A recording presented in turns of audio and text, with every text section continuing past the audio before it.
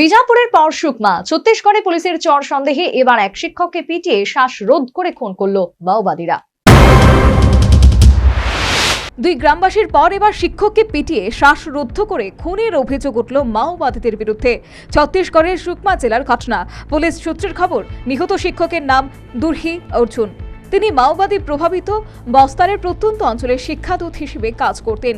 শিক্ষাদূতেরা হলেন চুক্তিভিত্তিক শিক্ষক, যাদের প্রত্যন্ত অঞ্চলে নিজের উদ্যোগে শিক্ষকতা করতে পাঠানো হয়। এক বছরের মধ্যে এই নিয়ে দ্বিতীয় শিক্ষাদূত খুন হলেন বস্তারে। গত বছরের জুনে কাওয়াসি সুকা নামে এক শিক্ষাদূতকে খুন হতে হয়েছিল মাওবাদীদের হাতে। পুলিশ সূত্রে খবর, দন্তেওয়াড়ার গোন্ডাপল্লীর বাসিন্দা অর্জুন, তাকে প্রথমে অপহরণ করা হয়, তারপর জন আদালত এ হত্যার নির্দেশ দেওয়া হয়। দিন কয়েক আগেই বিজাপুরে দুই গ্রামবাসীকে খুনের অভিযোগ ওঠে মাওবাদীদের বিরুদ্ধে। সেই ঘটনার 3 দিনের মধ্যে এক শিক্ষককে খুনের ঘটনায় আতঙ্ক ছড়িয়েছে সুকমায়। রাজ্যের মাওবাদী প্রভাবিত জেলাগুলিতে 2 দশক ধরে স্কুলগুলি বন্ধ হয়ে রয়েছে। অর্জুনের মতো কিছু শিক্ষাদূতদের উদ্যোগে সেই সব স্কুলগুলো আবার খুলতে শুরু করেছিল। স্কুলগুলিতে আবার পড়াশোনা শুরু হয়েছে।